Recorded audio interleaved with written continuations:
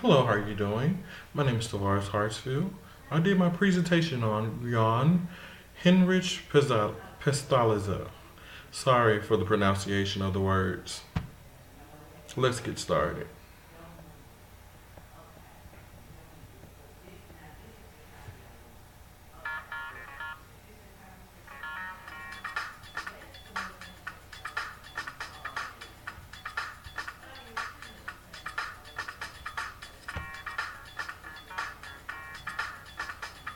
Introduction.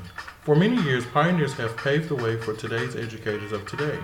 Pioneers like Razu and Froebel, Dewey, Monastery all helped shape and develop education in today's society of teaching. Education has changed so vastly, and some techniques are still being used in today's students' development. The past pioneers all believed in education, but however, some only believed that a select few would be granted the proper education, while others only got the bare basics. One pioneer stood out amongst the rest. Well, to me, John Hendrik Pezzalio. Pezzalio was considered to be the father of elementary education, helping all who were in need and willing to learn. Rich or poor, Pezzalio just wanted everyone to receive the proper education and support. Pestal, Pestalozzi's biography. He was born in Zurich, Switzerland, January 12, 1747. He entered the University of Zurich to study theology in 1770. He changed to law in order to fight against injustice of common people. However, he came to realization that the first step to improvement was education for these people. In 1769 to 1798, he lived at his farm, Neuhof, and opened his house at school for poor children. In 1798, went to town to Stans to help recover after French Revolution and bloody riot. He opened an orphanage and taught after beginning with 23 children, increasing eventually to 80 to 80 students.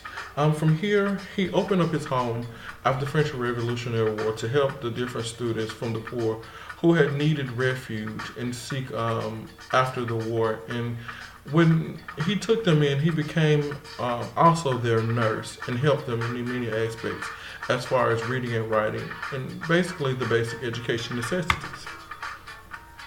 In 1799 to 1804, he directed the school of Bergdorf. And in 1805 to 1825, he was the director of the Experimental Institute in Johann les Brinks, which was established on Peterzolin's principles. In 1825, he retired to Neuhof, and in February 17, 1827, Johann Heinrich Pezzalio died. His philosophy and theory. Pezzali believed in the ability of every individual human being to learn and in right of every individual to education. He believed that it was the duty of society to put his rights into practice. His beliefs led to education becoming democratic. In Europe, education became available for everyone. Many of the other philosophers did not believe that each student or each child should be given the proper education. Where Razu, he believed that school should only be given to the basic necessities to girls and boys, but eventually men should be given a higher education, and their women should govern them and teach them the things that they need to do in order to become women. His approach was he has massive influence on education, for example, his influence as well as its relevance.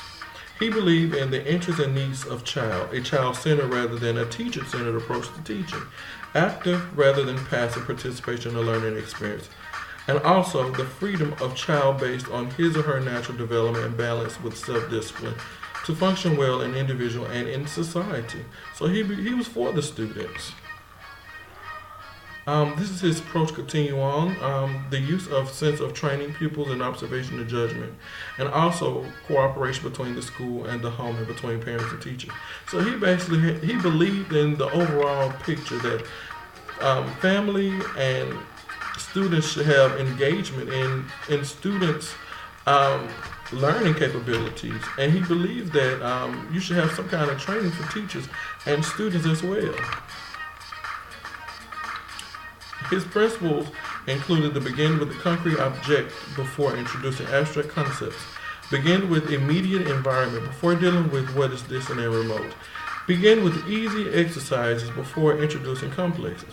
He basically wanted to start from the bottom and work your way up to the top, gradually learning and gaining principles so that the teachers can be able to give the students a great core to start off with education.